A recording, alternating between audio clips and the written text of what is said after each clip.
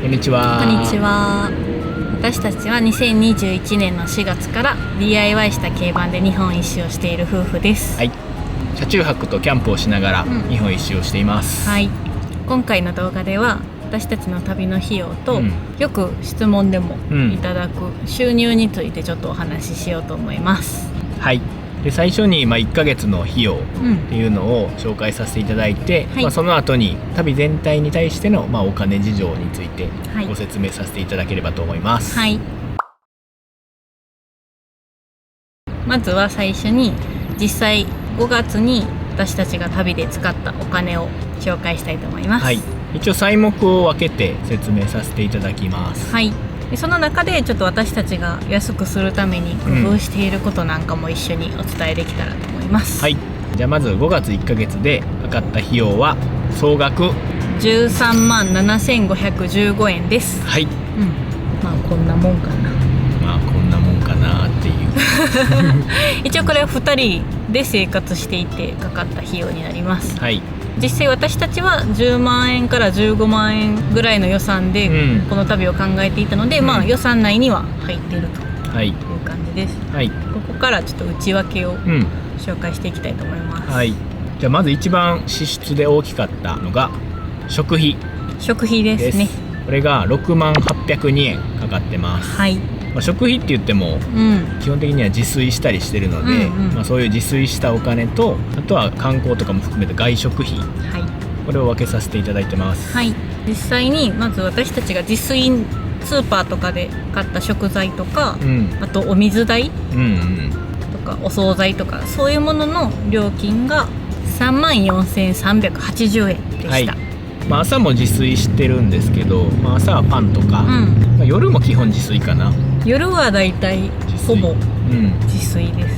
お昼は外で外食したりとか、あと作業日であればそういうカフェとかの、お昼ご飯代もこういう外食費に入ってます。はい。ちょっとこれが多いか少ないかは1ヶ月しかまだ出てないんでわからないんですけど、大体こんなもんかな。なんかそんなに我慢観光地で全く食べないとか、そういうのは私たちは考えてなくて、行った先の美味しいものとかも食べたいし、そこはあんまりケチらずに、でも晩ご飯とかは自炊で節約しようというふうに考えてます。外食何回ぐらいしてんかなこれ。で5月は観光で外食したっていうと滋賀ラコリーナとか、ラコリーナでバームクーヘン食べたりとか、近江牛食べたりとか、あとなんか道の駅とかでお昼食べたりとか、高いのはそんな感じ。6万ぐらいなんで、大体こんなもんでいければいいかなと。我慢そんなにせずに各地の美味しいものとか食べながら、行くとこんな感じかなっていうところです。自炊してても多分家とかだったらもうちょっと安くできると思うんですけど、やっぱり食材の使い回しとか、作り置きとかがなかなかできないので、ちょっと割高に出るかなと思います。はい。続きまして日用品、これは化粧品とかも含む日用品の料金です。こ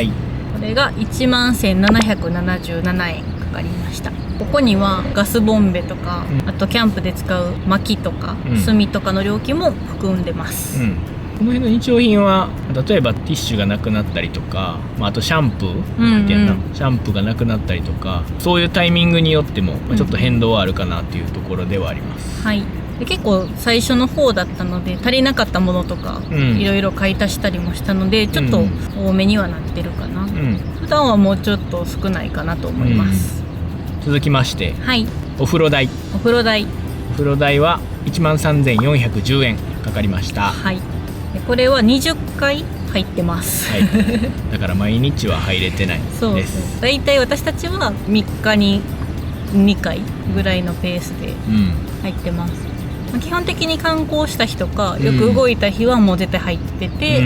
逆に雨の日とかで一日中カフェにこもってパソコンしてたりとか、あんまり動かなかった日はもう入らなかったりして、調整しながらやってます。夏になってくるとちょっと毎日やっぱり入りたいので、もうちょっとかかるかもしれませんが、やっぱり外でしか入れないんで、お風呂代は結構かかってくるかなというところなんですけど、一応節約としてはネットカフェの快活クラブを活用して安く抑えたりしてます。はい。あとはなんか温泉博士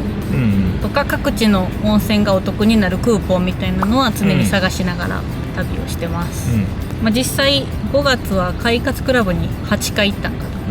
結構行ってる。結構行った。やっぱ都会のところに泊まったりもしてたので、そういう時は快活クラブ近くにあれば使うようにしてます。快活のいいとこは、場所によってはちょっと違うとこもあるけど、タオルも使えんねんな。そうバスタオルがもうこれがめっちゃいいよな。使い放題。シャワーだけやと正直な、ちょっとって思う時もあるんですけど、タオルがやっぱり使えるから洗濯物も実際減るので、とてもありがたいな。便利です。近くに快活があれば基本快活に行くようにしてます。はい。続きましてコインランドリー代、洗濯代です。これが3000円。これは4回5月は使ってて、基本的には週1回まとめて私たちはコインランドリーに行って乾燥機もかけるっていう感じでやってます。そんな大きく高い安いはないかも、コインランドリーに。洗濯機と乾燥機で1000円ぐらいかな。たまに安いところとかな、クーポン入ってるところとかもあるんですけど、だいたいこんな感じの料金だと思います。だいたいスーパーの近くとかにあるよな、だから1回洗濯物掘り込んで回してる間に買い物とか行って、そんな感じで時間を使ったりしてます。続いて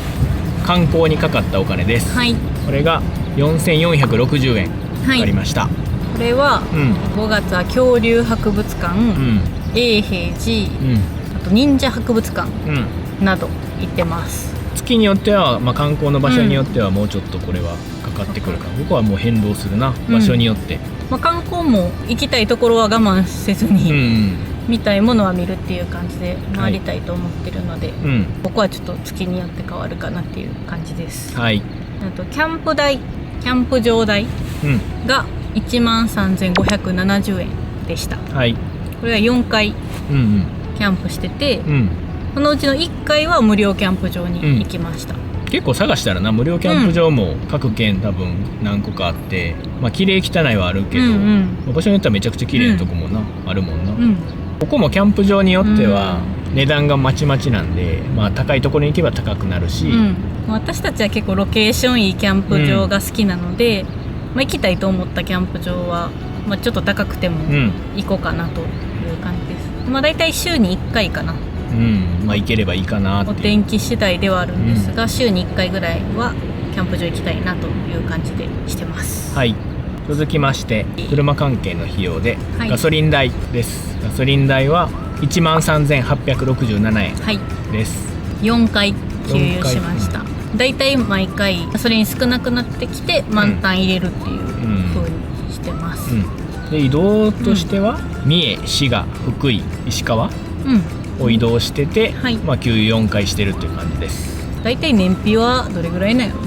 な。リッター10キロぐらいかな。高速道路を全く使わないんで今、全部下道移動だからちょっと燃費はやっぱその分悪くなるかもしれんけど、だいたいそれ、中古やし、荷物積んでるし4区やしっていうのでリッター10キロぐらいかなっていうイメージです。でガソリンスタンドを探すときは、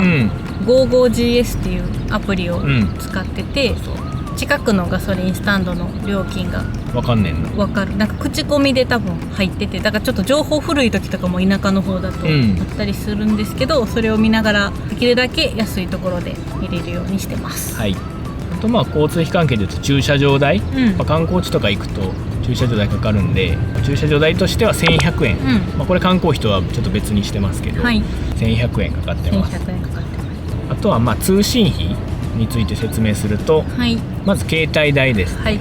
帯代が2人で4931円かかってます。これは通話料も含んでます。一応格安 SIM を使って格安携帯、大手キャリアじゃなくて格安携帯っていうのを使ってるんで、もうちょっと安くなってもいいかなっていうところですけど、大体2人で5000円弱ぐらいかかってます。ちょっとこれももうちょっと安いのに、もうちょっと安いプランとか携帯会社に乗り換えようかなとは、ちょっと検討はしてます。あとポケット Wi-Fi を僕たちは契約してて、これは月100ギガまで使えるやつを契約してます。これが3718円でした、かかってます。でこのケット Wi-Fi を別で契約する必要があるのかないのかみたいなのがバンライファーにとってはあるんですけど、僕たちはもう一応いるかなと思って旅に出る前に契約して持ってきてます。いろいろ調べてな、無限 Wi-Fi というものを使ってます。日々の上限1日3ギガとかそういう縛りはなくて、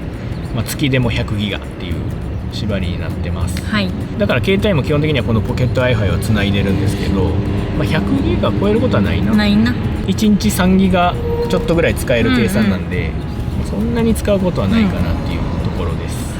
でポケット Wi-Fi あればパソコンもなネットに一応つなげるから、それはそれで便利かなと思います、とはいえ僕たちはパソコンの編集作業とか、ブログ書いたりとか、そういう時は基本的にはカフェとか、ミレスとかを利用してるので、めちゃくちゃパソコンで Wi-Fi をつないでるわけではないので、そうすると足りひんな、多分100ギガじゃ。パソコン作業も車でポケット Wi-Fi つないでやりますっていう人はちょっと足りないかもしれないですね、であと最後に美容院代、これが6880円でした。これはちょっと抜くか迷ったんですけど、一応日々生きてたらみんな髪切りに行くし、ここは入れときました。私が1回だけ美容院に行って、カラーとカットをしました。旅中なんでいつも決まった美容院には行けないので、ホットペッパーとかを使って近くの安いところを探して行くようにしてます。ということでそれをくるめて13万7515円でした、でこの中には税金、自動車税とか、住民税とか年金とかは入ってないです、そんな感じの1ヶ月の費用なんで、まだ5月分しか出してないんで月によって変動はあるけど、イメージとしては2人でこれぐらいかかってるっていうところです、ご参考にしていただければなと思います、そんなにめちゃくちゃ贅沢もしてないし、めちゃくちゃ節約もしてないっていう感じですかね、できるところは抑えて、私たちだったらやっぱりキャンプしたいっていうのとか、各地の美味しいもの食べたいっていうのがあるので、そういうところは我慢せずに使ってる感じです。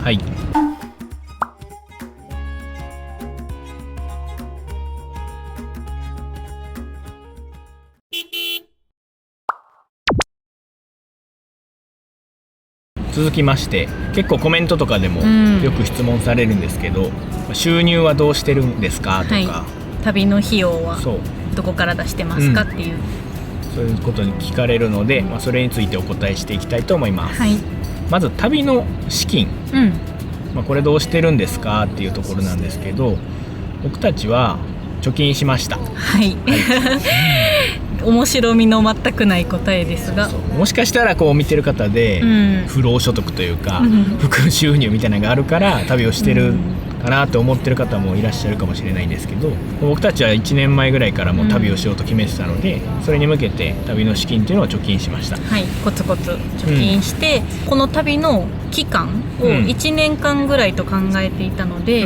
1年間は貯金だけで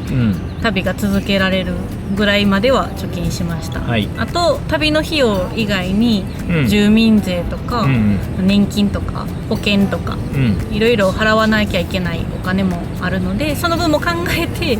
貯金したっていう感じですね、で旅の資金としては、いろんなYouTuber さんが上げてる方もいたので、そういうのを参考にしながら、だいたい10万から15万ぐらい一月あれば、旅していけるかなと予想を立てれてたので、それで1年間ぐらい無収入でも旅を続けれるように貯金しました。でただ、それだけだとどうしても貯金をどんどん切り崩して生活していくことになるので、何か収入を得られる方法を2人で考えて、でYouTube と、あとライター業務っていうのをちょっとだけやってます、YouTube も旅に出た時はまだ収益化、皆さんもご存知の通りしてなくて、やっと最近収益化することができたので、それも旅の資金になるとですね。でライター業務っていうのは、あかりがパソコンでポチポチやってくれてるんですけど、もともとキャンプしながら回るっていうのが分かってたので、キャンプ場の記事書いたりとか、あと温泉に少なからず行くので、温泉のレビューをするライター業務とか、そういうのをさせていただいてます、なので今はその YouTube とライター業務からの収入があるという感じです、そんな感じで一応メインとしてはもう貯金があるので、はい、それを切り崩しながら旅をしていく中で、YouTube の収入とかライターの収入で旅の資金に充てていくというところでございます、多分いろんな形で旅をされている方もいると思うんですけど、私たちの場合はやっぱり純粋に旅を楽しみたいっていうのが一番にあったので、YouTube とかブログとかそういう収入だけに頼ってしまうとどうしてもそれに重きを置いてしまって旅が楽しめないという状況になることもあるかなと思ったので、贅沢をしなければ旅が続けていけるぐらいは貯金したと、いう感じです。そんな感じのお金関係でした。これから旅をする方へのアドバイスとしては、僕たちのやり方に習うとしたら、まず貯金をするやっぱり YouTube とかライター業務ってそう変動するし、実際どれぐらい稼げるかって結構難しいところなんで、やっぱり貯金していれば、最悪収入がゼロでも旅を楽しめるっていう安心感があるので、まずベースとして貯金をして、そこから旅の資金に充てれるように、ちょっと副業っぽい発信活動とかをしていければいいのかなとは思います、YouTube もなこうやって収益化できると、できたけど実際はできひんかったかもしれんし、運よく皆さんが見ていただいてるおかげで、皆さんに見つけていただいたおかげで私たちは YouTube からも収入を得ることができるようになったんですけど、それだけでやっぱりやっていくっていうのは結構プレッシャーにもなるし、なんかちょっと違うことがあれば安心できるっていうのはあると思います。ということで参考になったでしょうか。2人で旅してる資金なので、お一人で旅する方はもっと安くなるし、旅のスタイルによっても全然変わってくるかなと思います、私たちのパターンで言うとこうだったということを知っていただければと思います、これを参考にアレンジして、なんとなく予想をつけていただければなと思います、そんな日本一周するっていう人は少ないかもしれへんけど、単純に多分興味を持って聞いてくださった方とかもいると思うので、参考になればなと思います。また何でも質問していただければお答えしたいと思います、YouTube の収益いくらですかとかは答えれません多分皆さんも収入いくらですかって聞かれて多分答えれないのと一緒だと思います収益まで言っちゃうとちょっともういやらしいからなでも旅の資金にさせていただいているので、ありがたいです。以上です。以上です。今回もご視聴いただきありがとうございました。ありがとうございました。この動画が参考になったりいいなと思ったら高評価、チャンネル登録で応援よろしくお願いします。よろしくお願いします。ではバイバーイ。